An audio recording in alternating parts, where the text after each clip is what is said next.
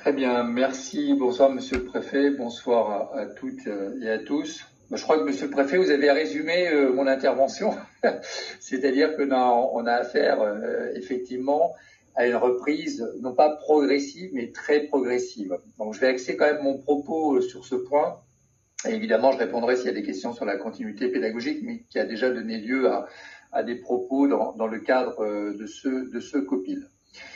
Alors, le président de la République a effectivement décidé qu'à compter du 11 mai, donc c'est un point de départ, qu'à compter du 11 mai, il fallait envisager la réouverture progressive des crèches, mais ça c'est pas notre compétence, mais des écoles, des collèges et des lycées, l'université étant évidemment à part de ce point de vue-là.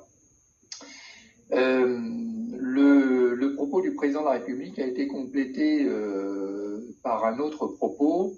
C'est un propos qui est relatif à la sécurité sanitaire, à la fois des personnels et des enfants. Et lorsqu'on relit exactement les propos du chef de l'État, c'est assez clair. Il y a la conciliation entre, évidemment, la sécurité sanitaire, qui doit être absolue, le droit à l'éducation, deuxième principe mis en avant, et il y a un troisième principe qui a été évoqué par le chef de l'État, c'est le principe de la justice sociale. Donc, la reprise progressive des enseignements doit se faire en respectant, en conciliant ces trois principes: sécurité sanitaire, droit à l'éducation, justice sociale. Et c'est en fonction de l'analyse et de la combinaison, j'allais dire, de ces trois principes qu'on ouvrira progressivement donc les écoles et les établissements scolaires. Alors tout de suite, j'aimerais dire aux élus il y a eu des informations qui ont circulé notamment sur les réseaux sociaux, des inquiétudes des parents, c'est pour ça d'ailleurs que je leur ai écrit, croyant ou faisant croire, ce qui est plus dommageable, qu'il allait y avoir une reprise massive des enseignements. Alors tout d'abord, ça, il est hors de question, et je l'ai dit clairement, il n'y aura pas de reprise massive. Par ailleurs, il y a des conditions pour qu'il y ait une reprise des enseignements. La première des conditions, c'est tout d'abord qu'il y ait un nettoyage des établissements.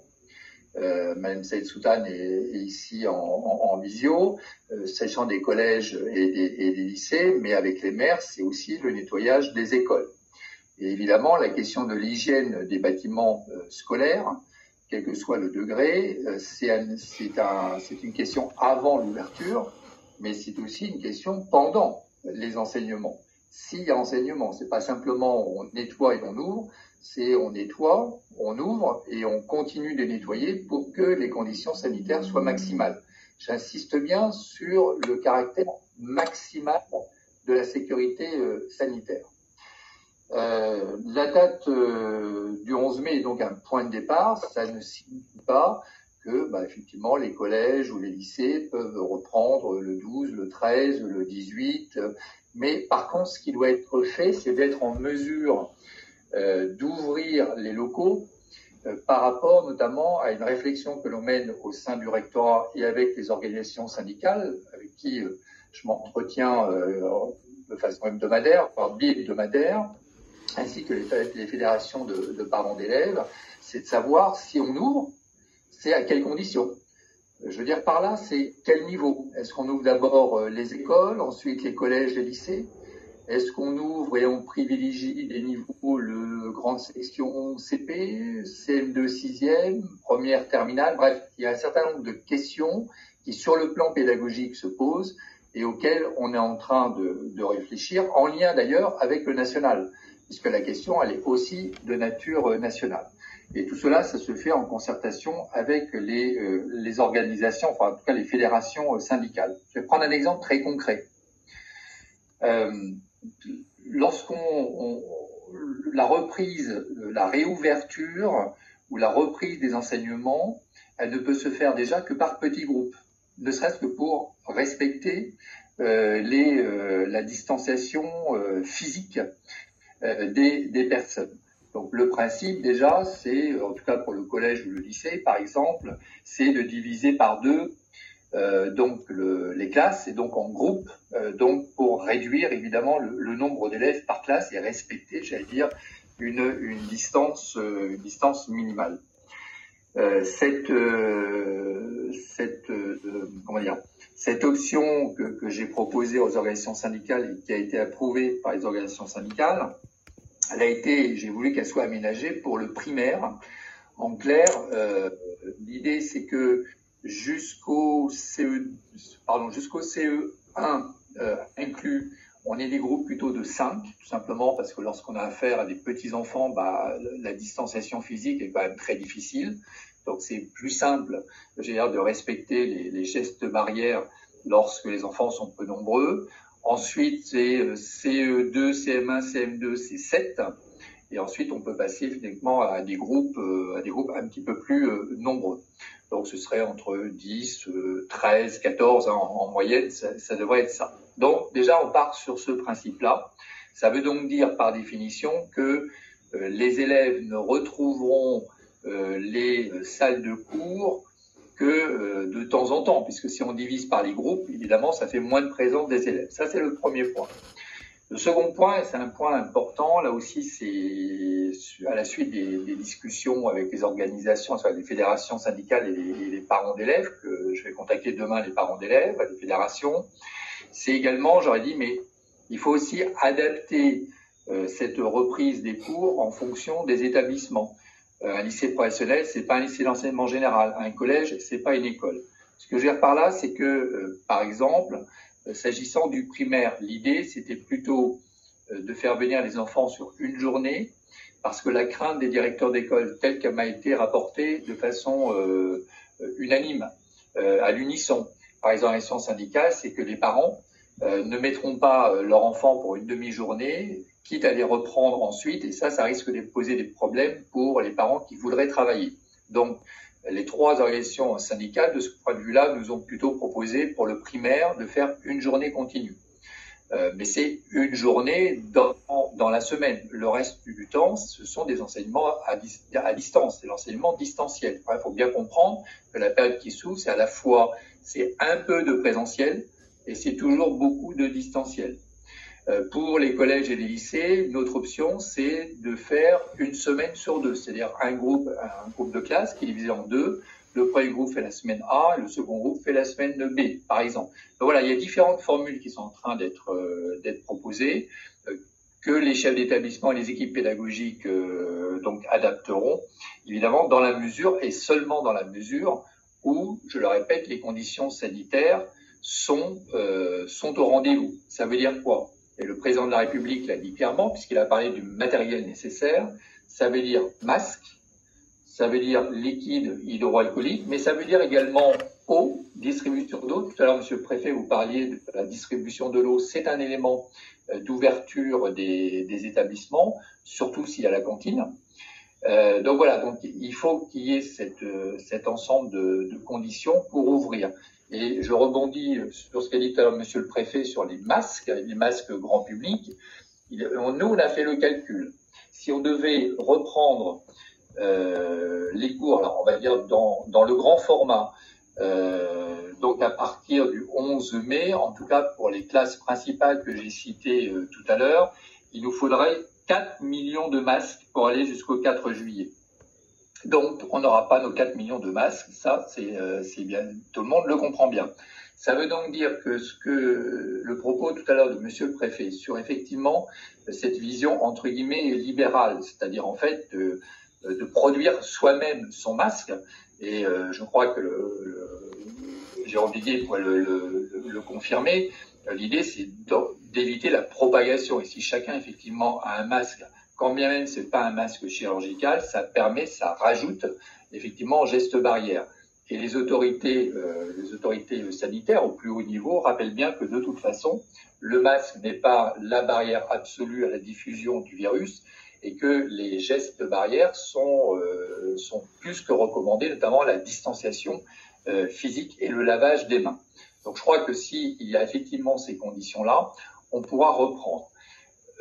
Après discussion avec les syndicats, les fédérations syndicales, où je leur ai évoqué cette possibilité-là, il n'y a pas eu d'opposition particulière parce qu'ils comprennent bien qu'on n'aura pas tous les masques. Mais ils comprennent aussi qu'il y a une nécessité de reprendre les cours. parce que la situation de la Martinique est quand même très particulière.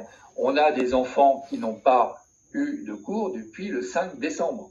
Ça veut donc dire qu'il y a une accumulation de retard et qu'il y a déjà des décrocheurs. Il me semble que lors d'une précédente réunion, on avait parlé des pourcentages des non-répondants, hein, Monsieur le Préfet. Je vous ai dit que c'était autour de 13-14%, donc on est quand même un petit peu au-dessus de la moyenne nationale. C'est très inégal, mais on est quand même au-dessus. Que ce décrochage scolaire, en fait, il n'est pas apparu avec le confinement et la fermeture des classes. En réalité, et on a eu une réunion aujourd'hui avec les chefs d'établissement sur ce point, le décrochage scolaire, il est déjà la première conséquence des grèves. Et j'allais dire, la crise sanitaire ne fait qu'aggraver et amplifier le décrochage scolaire. Donc là, on est face à une situation qui est importante, qui est celle de la justice sociale.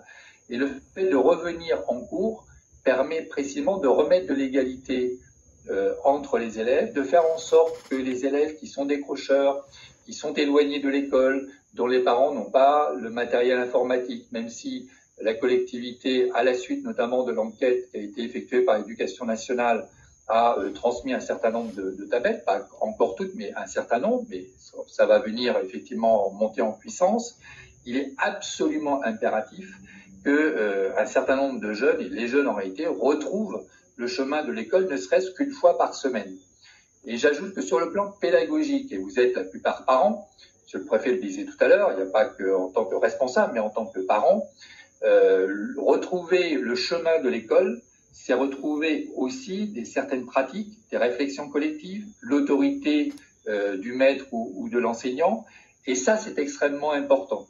Donc ce n'est pas simplement l'enjeu, j'allais dire, d'enseigner en présentiel, c'est l'enjeu de retrouver le chemin de l'école, de refaire de l'effort collectif, et que les enseignants retrouvent également le goût de retrouver leurs élèves.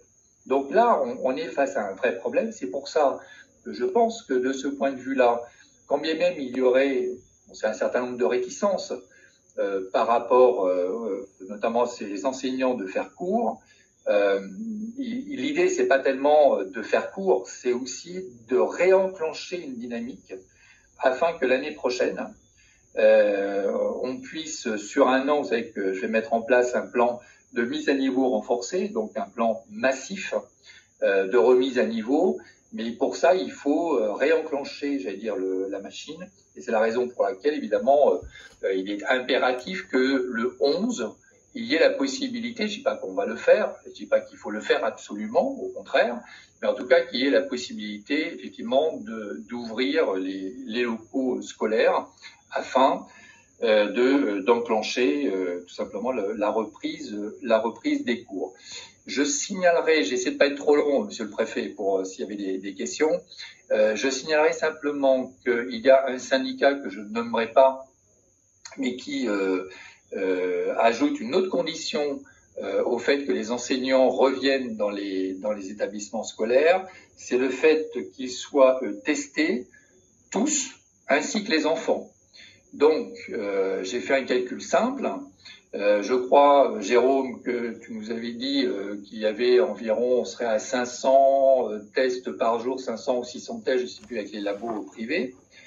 Si on l'applique au nombre des élèves et des enseignants, ça signifie qu'on ne verra pas les enseignants avant 2022. Ça me semble un petit peu difficile. Donc, de ce point de vue-là, on a discuté avec ce syndicat. Il a bien compris que la question des tests n'était pas recevable. Il en a convenu, quand je lui ai sorti effectivement le chiffre des tests par rapport à la population scolaire, et il a bien compris que c'était pas un argument qui était recevable. En revanche, et là je le comprends parfaitement, les enseignants demandent qu'il y ait des conditions sanitaires absolument maximales. Là-dessus, on peut leur garantir ces conditions-là. Voilà, Monsieur le Préfet, les principaux éléments de cette reprise, mais encore une fois, on ne fait pas du forcing à la reprise, mais il faut réenclencher le mouvement et ça se fera sur le temps. Encore une fois, c'est de retrouver le chemin de classe. Je pense que c'est plutôt ça le message, en réalité.